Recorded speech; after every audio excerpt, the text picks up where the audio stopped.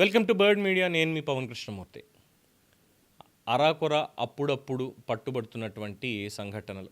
అంటే అరాకొర ఎందుకు అనాల్సి వచ్చిందంటే, రోజు రాష్ట్రంలో ఏదో ఒక చోట, దేశంలో ఏదో ఒక చోట ఈ కల్తీ రాకెట్ అనేటువంటిది పట్టుకుంటున్నారు. అలాగే మొన్న కాకినాడలో జరిగినటువంటి ఈ బాణాసంచా ప్రమాదం ఏదైతే ఉందో, శివకాశి నుంచి చూస్తూనే ఉన్నాం. శివకాశిలో జరిగింది ఒకసారి గట్టిగా, చాలా భారీగా జరిగింది. ఆంధ్రప్రదేశ్లో అనేక చోట్ల జరిగింది, తెలంగాణలో అనేక చోట్ల జరిగింది.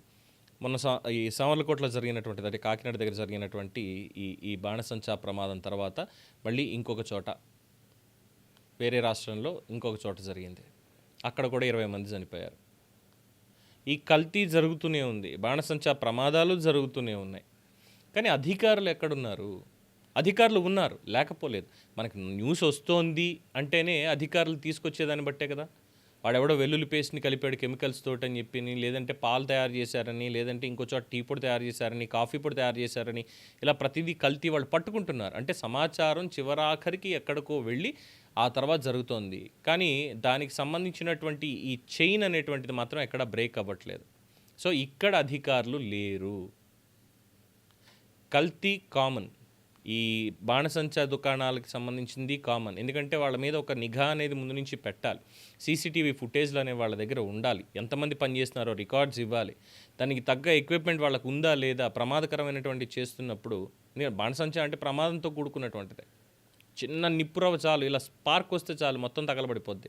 అలాంటి చోట ఈ మెజర్స్ అనేవి సరిగ్గా తీసుకుంటున్నారా లేదా, దీనికి లైసెన్స్ ఉందా లేదా, లైసెన్స్ ఇచ్చినప్పటికీ కూడా వీళ్ళకు ఉన్నటువంటి లిమిటేషన్ ఎంతవరకు చేయాలి. మార్కెట్ ఉంది కదా, లేదంటే మనకి డిమాండ్ ఉంది కదా అని చెప్పి ఎన్ని కిలోలు ఎన్ని టన్నులు సరుకు తీసుకొస్తున్నాం, ముడి సరుకు తీసుకొచ్చి వాటితో ఏం చేస్తున్నాం, ఎలా చేస్తున్నాం, దానికి తగినట్టుగా భద్రతా ప్రమాణాలు పెట్టుకున్నామా లేదా, ఇవన్నీ కూడా అధికారులు ఎవ్రీ మంత్ ఖచ్చితంగా చేయాల్సిందే చెకప్ అనేది.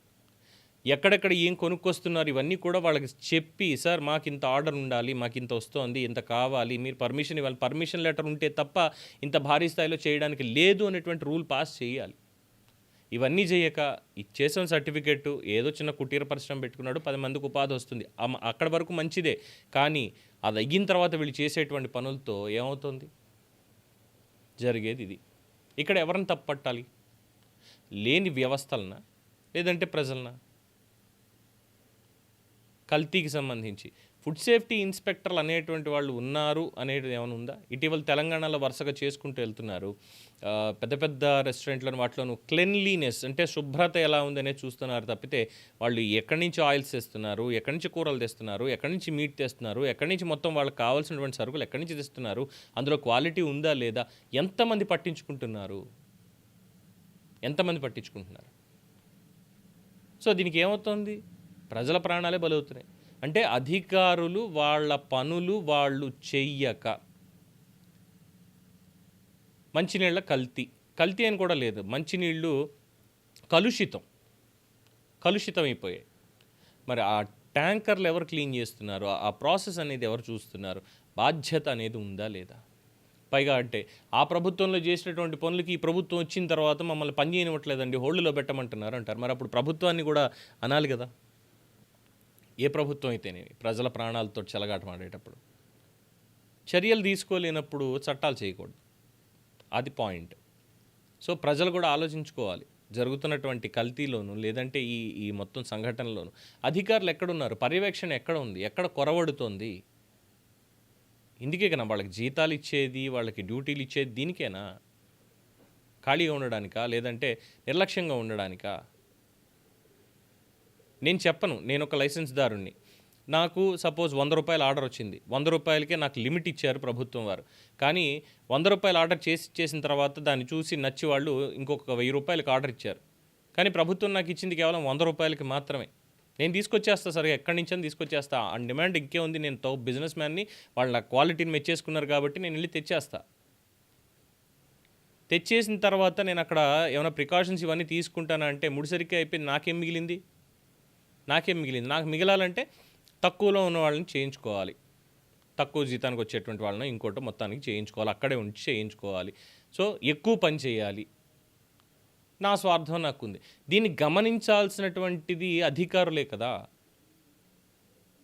వాళ్ళు పర్మిషన్ ఇవ్వాలి కదా. ఇగో ఇంత అనేటువంటిది ఒక లిమిట్. ఎక్స్ప్లోజివ్స్ దీనికి సంబంధించినటువంటి మెటీరియల్ ఈ మార్కెట్ నుంచి ఇంత కొనుక్కోవాలి అంటే గవర్నమెంట్ దగ్గర నుంచి పర్మిషన్ తీసుకుని సార్ మాకు ఫలానా చోట ఇలా ఉంది కాబట్టి ఈ నెలలో మాకు ఇంత సరుకు కావాలి, దీనికి ఇదిగో ఈ షెడ్ మొత్తం అంతా వేసాము, ఇక్కడ సీసీటీవీ ఫుటేజ్లు పెట్టాము, మీరు కావాలంటే చెక్ చేసుకోవచ్చు, మీరు పొద్దున వస్తారా రాత్రి వస్తారా రండి, ఇక్కడ సేఫ్టీ మెజర్స్ ఇలా ఉంటాయని చెప్పి వాళ్ళు క్లియర్ చేయాలి. క్లియరెన్స్ ఉండాలి. ఈ క్లియరెన్స్ ఉండదు, అనుమతి పత్రం ఉండదు, ఏదో లైసెన్స్ పడేసామంటే పడేసాం, పోయేవి ప్రాణాలు.